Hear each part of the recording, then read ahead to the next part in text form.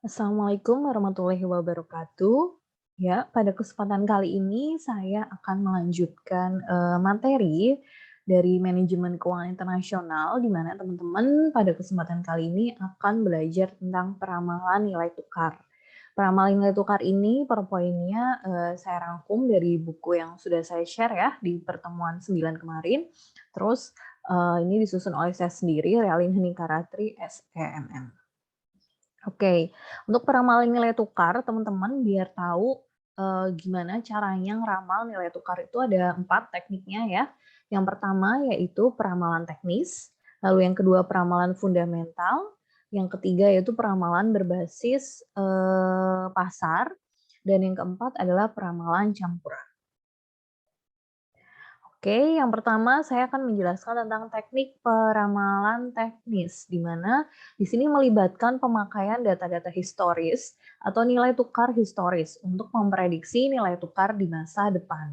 Peramalan yang didasarkan pada harga atau tren historis. Jadi contohnya ada penggunaan model statistika, time series, moving average, dan lain sebagainya.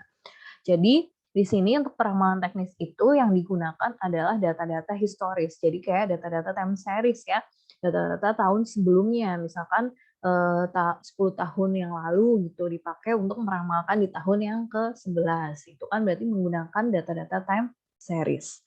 Ini makanya disebut dengan peramalan teknis. Nah, lanjut yang kedua yaitu peramalan fundamental. Peramalan fundamental adalah peramalan yang didasarkan pada hubungan-hubungan fundamental antara variabel-variabel ekonomi dengan nilai tukar. Jadi di sini hubungan fundamental antara variabel ekonomi ataupun nilai tukar. Kalau yang tadi sebelumnya berdasarkan nilai data historis.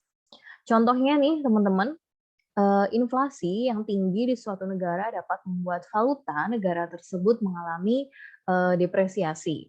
Contohnya, asumsikan bahwa nilai pounds Inggris di masa depan hanya tergantung pada dua faktor. Yang pertama, inflasi di Amerika Serikat terhadap inflasi di Inggris. Yang kedua, pertumbuhan pendapatan di Amerika Serikat relatif terhadap pertumbuhan pendapatan di Inggris. Nah, dengan data-data historis antara si Amerika Serikat dan Inggris itu, lalu kita akan melakukan analisis regresi yang ditentukan oleh variabel dependen dan variabel independennya. Di mana variabel dependen itu kita tulis BP ya, di mana di sini itu persentase perubahan kuartalan dari pounds Inggris itu sendiri, pound sterling. Lalu variabel independennya berarti si INF atau inflasinya. Di sini berarti inflasi dari Amerika Serikat maupun inflasi Inggris.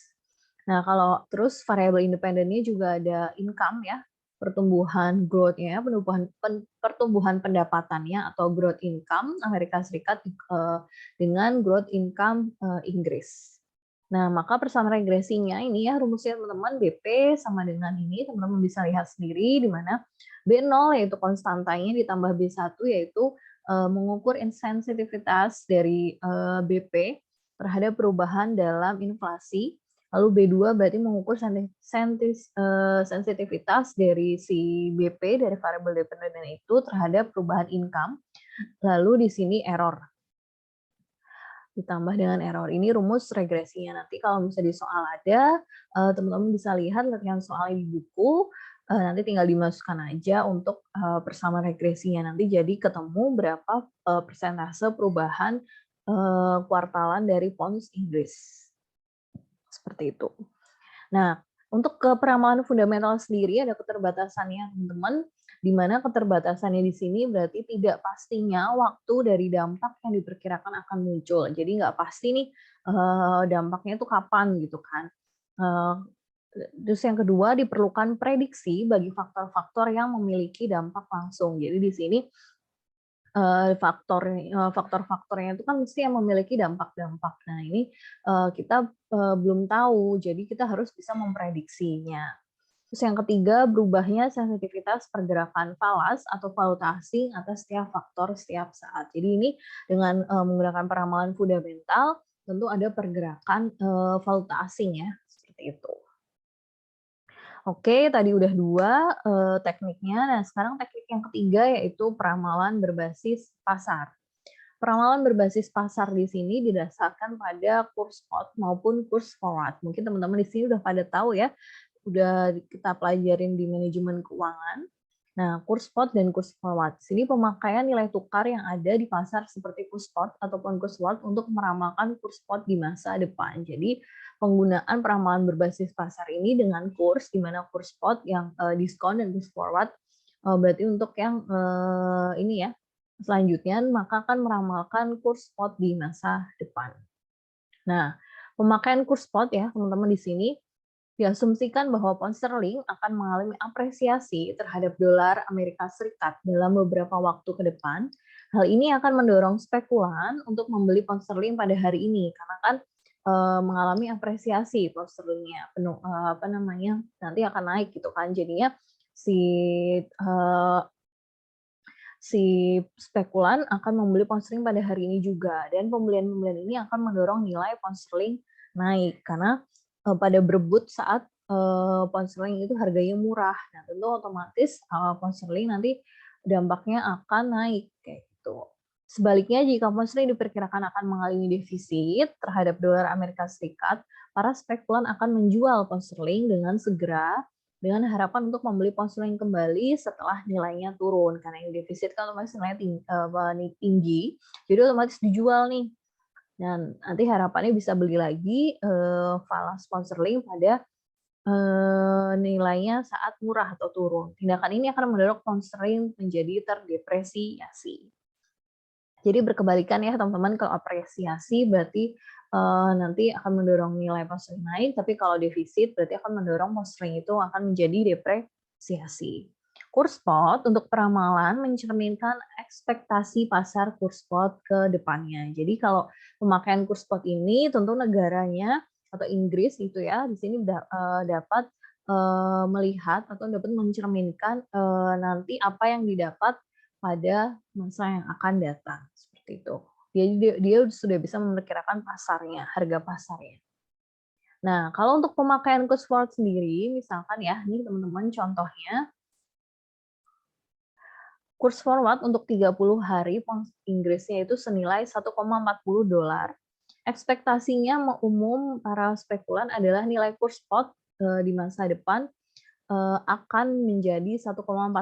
Jadi naik ya dalam 30 hari. Spekulan akan berlomba membeli kontrak forward berjangka 30 hari pada harga yang murah, yaitu 1,40 dolar. Menjualnya kembali dalam angka 30 hari ke depan, karena kan akan mengalami keuntungan. Jadi diramalkan para spekulan ini akan untung sebesar 0,05 dolar. Ini sudah lumayan banget ya, untung 0,05 gitu. Jadi dia pintar beli pada saat harganya 1,40, terus nanti nilai kurs spotnya naik pada 30 hari ke depan jadi 1,45, karena sudah beli di kurs forward, otomatis nanti akan mendapatkan untung di 30 hari kemudian. Nah, yang terakhir, tekniknya itu ada peramalan campuran, teman-teman. Peramalan campuran di sini merupakan peramalan yang didasarkan pada sejumlah teknik peramalan. Jadi gabungan antara kesemuanya. Kalau yang campuran ini, berbagai proyeksi untuk salah satu valuta tertentu dapat dikembangkan menggunakan beberapa teknik peramalan. Masing-masing tekniknya diberikan bobot 100%. Nah, teknik yang nantinya dipilih atau nanti yang bisa diandalkan mendapatkan bobot yang paling tinggi. Nilai prediksi aktual yang digunakan berdasarkan rata-rata tertimbang dari nilai-nilai yang dihasilkan oleh teknik peramalan yang digunakan.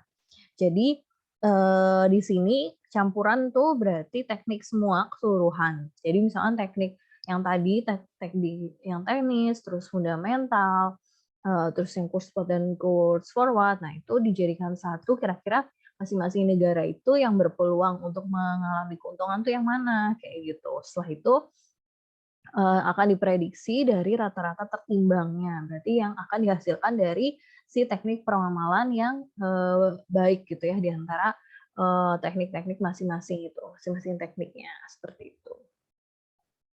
Nah, ada perbandingan teknik-teknik peramalan di sini berarti membandingkan data-data nilai tukar aktual dengan nilai hasil peramalan dari berbagai metode peramalan. Jadi perbandingan teknik ini digunakan untuk kita itu bisa mengetahui antara nilai tukar aktual dengan nilai hasil peramalannya. Terus perbandingan juga harus dilakukan nih sepanjang periode agar setiap negara itu dapat memperoleh hasil yang berarti. Jadi nantinya kalau dengan adanya perbandingan teknik-teknik yang tadi sudah dijelaskan dan harus dilakukan selama beberapa periode, misalkan setiap tahun kah, nah kayak gitu, atau setiap 2 tahun 2 tahun, nah itu nanti bisa memperoleh hasil yang lebih maksimal tentunya. Terus mengevaluasi kinerja dari suatu teknik peramalan adalah bias dan akurasi. Jadi karena evaluasi kinerja itu bias dan akurasi, makanya setiap negara balik lagi harus dapat membandingkan teknik-teknik peramalan yang mana yang tepat untuk negaranya. Terus yang keempat, ketika membandingkan keakuratan peramalan antara dua valuta asing, kesalahan peramalan absolut harus dibagi dengan nilai realisasi aktual dari valuta agar nilai relatif dalam dua valuta tersebut dapat dikendalikan. Jadi misalkan ketika sudah membandingkan teknik-teknik peramalan antara dua ya, contohnya antara dua valuta asing, misalkan pound sterling sama Amerika sama dolar Amerika.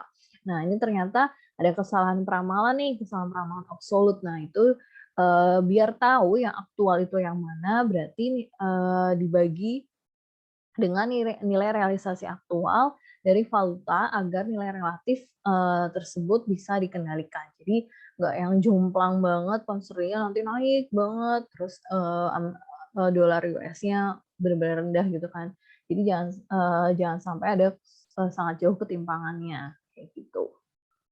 Oke, thank you teman-teman. Terima kasih atas partisipasinya. Jadi pada kesempatan kali ini, intinya saya menjelaskan tentang peramalan nilai tukar berdasarkan teknik-teknik yang ada. Jadi nanti teman-teman bisa dibaca lagi bukunya atau bisa baca dari YouTube video pembelajaran yang lain. Sekian, apabila ada salah kata, saya mohon maaf. Wassalamualaikum warahmatullahi wabarakatuh.